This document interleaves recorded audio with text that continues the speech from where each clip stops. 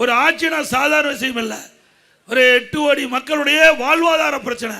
ஏதோ பார்த்தோம், போய் பார்க்க வேண்டியதான். திரைப்படத்துக்கு போங்க, நல்லா பாருங்க, ரசிங்க, அதோட விட்டுருந்தோம். நாம் கனவு காங்குறோம், நல்லா தூங்கும் போது கனவு காங்குறோம், அற்புதமான கனவு வரும். கண்ணை முழிச்சா கனவு காணாத போயிடும். அப்படித்தான் திரை உலகமும். சிந்திங்க, அதை நம்பி ஓட்டு போட்டா அந்த ஓட்டு தான் வீணா போகும். சிந்திங்க, என்ன செய்ய முடியும்? ஒரு ஆள் 50 பேர்த்த அடிக்க முடியும், இங்க வந்து அடிக்க முடியுமா? உங்க ஒரு ஆள் விட்டா ஒரே அடி அடிச்சு துப்பாக்கியில் சுடுவாரு, குட்டை பாயாது. ஆனா இவருக்கு சுடுறது குட்டெல்லாம் எல்லாத்துக்கும் பாய். அதையெல்லாம் நம்பாதீங்க அருமை சகோதரர்களே.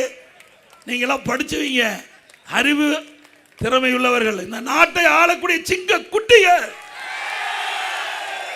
ஒவ்வொரு சிந்தனையும், ஒவ்வொரு இளைஞனுடைய சிந்தனையும் நாட்டுடைய வளர்ச்சி பற்றி இருக்கணும்.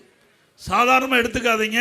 உங்களுடைய எதிர்காலம், நாங்களாம் வாழ்ந்து முடிந்தவங்க, வாழ போறவங்க நீங்க இளைஞர்கள் தான் இந்த நாட்டை காக்கக்கூடிய பாதுகாவலர். ஒவ்வொரு இளைஞனும் சிந்திக்க வேண்டிய நேரம். ஒவ்வொரு ஓட்டும் முக்கியங்க, ஒவ்வொரு ஓட்டும் முக்கியம்.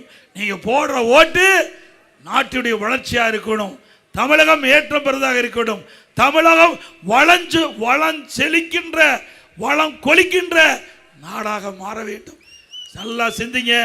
ஒரு பிரச்சனை வந்தது, ஒரே ஒரு பிரச்சனை வந்தது, 72 நாள் ஆளை காணோம். ஒரு பிரச்சனைக்கு நான் கட்சியில் சேர்ந்து 7 முறை சிறை சென்றேன். போராட்டத்துக்கு போய் 7 முறை சிறை சென்றேன். சிந்திச்சு பாருங்க. இங்கே 51 ஆண்டு காலம் அதிமுக இருந்து பணியாற்றிட்டு இருக்கிறோம். 10 தேர்தல் நான் சந்திச்சேன். சேவல் சின்னத்தில் போட்டிட்டு ஜெயிச்ச அன்னையிலிருந்து இன்ன வரைக்கும் அணி பெறலாம கட்சிக்காக உழைச்சிட்டு இருக்கிறோம்.